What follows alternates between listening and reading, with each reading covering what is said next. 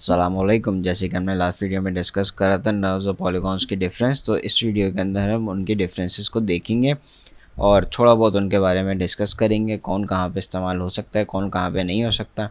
तो बेसिकली हमारे सामने एक नर्व्स है और एक पॉलीगॉनल है। इसमें से ना आप डिफ्रेंशिएट कर पाएंगे ना मैं डिफ्रेंशिएट कर पाऊँगा कौन सा नर्व्स और कौन सा पॉलीगॉन्स है, जब तक हम इसके ऊपर सिलेक्शन नहीं बना लेते। फॉर एग्जाम्पल मैं आर की सिलेक्शन बनाऊँगा डायरेक्ट सेलेक्ट से। डायरेक्ट सेलेक्ट से जब मैं सिलेक्शन वगैरह बनाता हूँ तो मुझे साफ पता लगता है कि ये नर्व्स हैं, ये पॉलीगॉन्स हैं। अब पॉलीगॉन्स कैसे पता लग रहे हैं, क्योंकि आप देख सकते हैं कि नर्व्स के अंदर जो है एक पूरा पैच बना हुआ होता है। ये स्प्लाइन बेस्ड होते हैं, इनके अंदर पैचेस वगैरह बनते हैं। फॉर एग्जांपल अगर आप देखेंगे कि इसके अंदर ये स्प्लाइन बेस्ड है तो इसके अंदर कर्व्स वगैरह आपको आते हुए नज़र आएंगे एक ही पैच के अंदर। जबकि आप इसके अंदर देखेंगे ये पॉलीगॉन है हमारा, तो इसके अंदर आपको कर्व्स आते हुए नज़र आते हैं, लेकिन ये एक प्लेन है, ये स्ट्रेट प्लेन है जो कि टिल्ट हुआ हुआ है। ये भी एक स्ट्रेट प्लेन है, ये भी एक स्ट्रेट प्लेन है।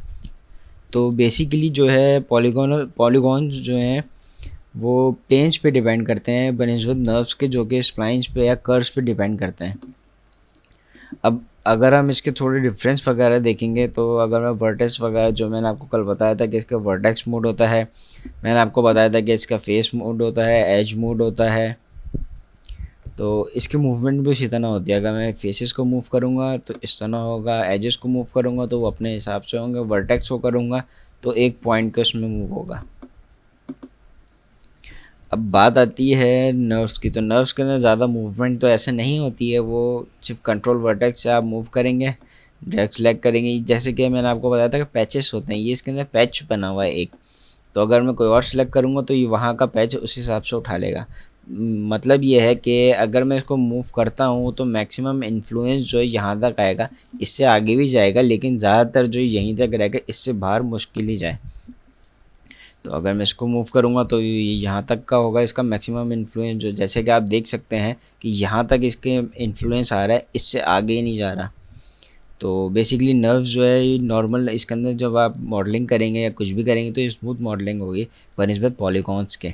पॉलीगॉन्स के अंदर जैसा आप देख सकते हैं उसने पहले ही हार्ड सरफेस बना लिया था, चाहे मैं फेस लूँ, एज लूँ या वर्टेक्स लूँ।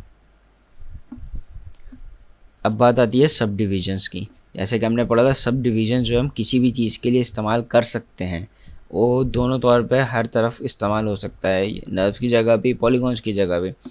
अब ज़्यादातर जो आप पूछेंगे कि पॉलीगॉन ज़्यादा इस्तेमाल होता है, नर्व ज़्यादा इस्तेमाल होता है या सब डिवीज़न, जैसे मैं बता चुका हूँ सब डिवीज़न जो है पॉलीगॉन का ही एक फेस है। तो अगर मैं इसके ऊपर 3 प्रेस करूँगा तो सब डिवीज़न लेवल में आ जाएगा अपने और स्मूथ हो जाएगा। 1 प्रेस करूँगा वापस से पॉलीगॉनल में आ जाएगा, लेकिन इसके अंदर ऐसा नहीं होता।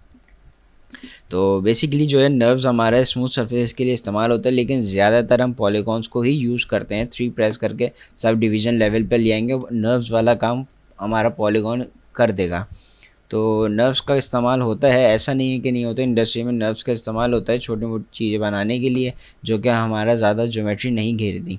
अब इसकी भी एक पॉली काउंट होती है इन दोनों की। जैसे कि आप देख सकते हैं इसके अंदर एक पैच आ रहा है, अगर उसको मैं एक पॉलीगॉन है इसका 4 फेस वाला, इसके बाद 4 फेस वाले बहुत सारे पॉलीगॉन है, वही शेप मेंटेन ये भी कर रहा है और दोनों आपस में एक दूसरे को अगर आप देखेंगे, जैसे हमने शुरू में देखा डिफरेंस नहीं था। तो अगर मैं नर्व्स को इस्तेमाल करता हूँ कम शेप में, मतलब ये अपनी पूरी शेप मेंटेन कर रहा है कम पॉलीगॉन फेसेस के साथ, तो ये नर्व्स मेरे लिए बेहतर है कम चीज़ें बनाने के लिए। अगर मैं कोई बैकग्राउंड के स्टफ़ वगैरह बना रहा हूँ या फॉर एग्जांपल कोई आइसक्रीम वगैरह बना रहा हूँ या सॉफ्ट सरफेस मॉडलिंग वगैरह के अंदर कुछ भी मैं बना रहा हूँ, पिलो बना रहा हूँ, बॉल बना रहा हूँ, तो नर्व्स इस्तेमाल कर सकता हूँ बनिस्बत के मैं पॉलीगॉन इस्तेमाल करूँ।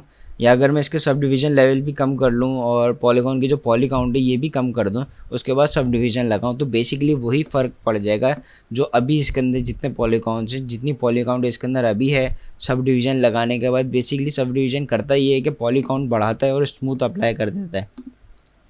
जबकि नर्व्स जो है अपने आप कर्व्स को मेंटेन करता है और पैच क्रिएट कर रहा है। यहाँ पे अगर आप देखेंगे यही वाला फील, अगर मैं इसको यहाँ पे 3 प्रेस कर दूँ तो यहाँ पे आ रहा है और यहाँ पे भी आ रहा है, लेकिन यहाँ पे पॉलीगॉन्स ऐड हो गए जो कि हमें नज़र नहीं आता। हम आगे वीडियो में देखेंगे वो कैसे नज़र आएंगे और उनको हम कम ज़्यादा कैसे कर सकते हैं। जहाँ तक नर्व्स की बात है तो नर्व्स अपनी चीज़ वहीं पर ही मेंटेन करा हुआ, और नर्व्स के अंदर कोई अलग से हमें कुछ बनाने की ज़रूरत नहीं है, ना तो इसके अंदर कोई अलग से उसने अपने पास कोई अलग से पैच ऐड करा है, क्योंकि ये एक ही पैच है, एक ही पॉलीगॉन। अगर नर्व्स की उसमें देखें तो ये एक ही पॉलीगॉन है, मतलब एक ही पैच है जिसके 4 कॉर्नर्स हैं, जबकि यहाँ पे कॉर्नर्स बढ़ जाएंगे अगर मैं स्मूथ करूँगा। आप देख सकते हैं कि मैंने दोनों को सिलेक्ट करके 1 प्रेस करा है, तो ये स्मूथ फॉर्म के अंदर भी वैसे ही है। 3 प्रेस करूँगा तो हार्ड एज में और स्मूथ फॉर्म में दोनों में वैसे का वैसे ही है, लेकिन 1 में जो है ये हमें पॉली वाली लुक देगा। अब जैसे क्या यहाँ पे वो स्मूथ हो रहा है, उसके बाद भी इसके पॉली काउंट नहीं बढ़ रही है, जबकि इसकी बड़ी नज़र नहीं आ रही है। वो मैं आपको इंशाल्लाह बाद में तरीका बताऊँगा किस तरह देख सकते हैं।